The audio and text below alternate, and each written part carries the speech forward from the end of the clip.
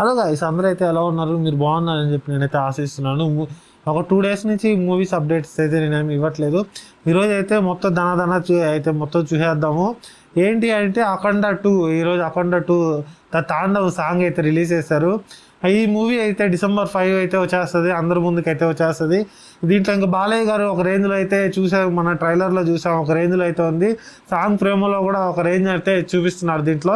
ఇది చూద్దాం. అఖండ మూవీ అయితే మనకి తెలిసిందే, ఒక రేంజ్లో అయితే ఆడింది. ఇంకా 2 కోసం అయితే ఆశిద్దాం. మనం అయితే ఈ మూవీ కూడా ఒక రేంజ్లో ఉంటుందని చెప్పి నేనైతే ఆశిస్తున్నాను.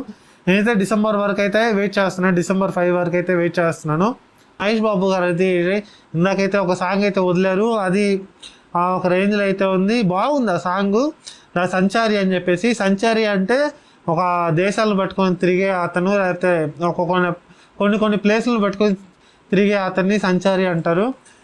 మనం చూసుకుంటే ఇదే సేమ్ కాన్సెప్ట్ మహేష్ బాబు గారి ఇంకొక మూవీ ఉంది కదా, కలేజా మూవీ.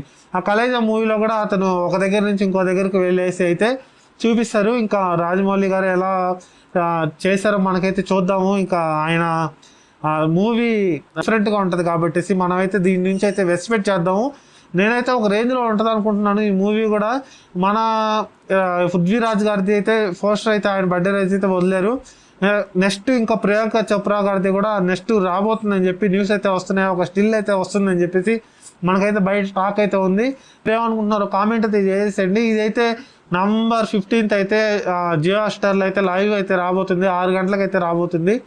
అదే వెయిట్ చేద్దాం, దీనికోసం అయితే మనం గట్టిగా అయితే వెయిట్ చేద్దాం. ఎందుకంటే ఈ వచ్చేది రాజమౌళి గారి మూవీ కాబట్టి అది ఒక హై ఎండ్ మహేష్ బాబు కాబట్టి చూద్దాం, వెయిట్ చేద్దాం. వీళ్ళిద్దరు కాంబినేషన్ అయితే ఒక రేంజ్లో ఉండబోతుంది అని చెప్పేసి నేనైతే అనుకుంటున్నాను. ఎందుకంటే ఇంతకుముందు మనం చూసుకుంటే RRలో చూసుకుంటే రామ్ చరణ్ గారి, ఎన్టీఆర్ గారి, రాజమౌళి గారి కాంబినేషన్ ఎట్లా ఉందో, మహేష్ బాబు అంటే పెద్ద హీరో కాబట్టి మనం ఇంకా ఎక్స్పెక్ట్ చేయొచ్చు.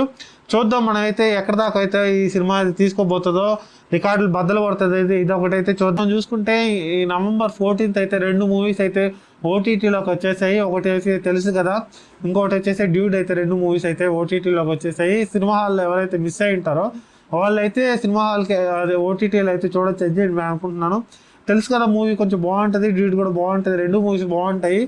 ఈ 2 మూవీస్ ఎవరైతే థియేటర్లో మిస్ అయి ఉంటారో వాళ్ళైతే OTTలో చూసేయండి. ఇవైతే OTTలో రాబోతున్నాయి మూవీస్. ఇంకొకటి రవితేజ గారి గురించి అయితే మనం మాట్లాడుకుందాం. మహారాజా ఇంతకుముందు ఒక మూవీ అయితే వచ్చింది, అది కూడా ఆ మూవీ పేరు అయితే నేను చెప్పడం మీకు తెలుసు కాబట్టి.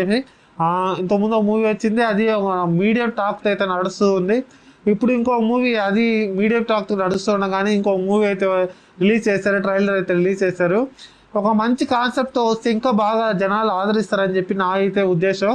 అయితే చూద్దాము, ఎలాంటి బ్యాక్గ్రౌండ్ లేక రవితేజ గారు అయితే రావడం జరిగింది. చూద్దాం, వెయిట్ చేద్దాం. మనం ఈ మూవీ అయితే వచ్చింది కదా, అది మంచి సక్సెస్ అవ్వాలని కోరుకుంటున్నాము. చూద్దాము.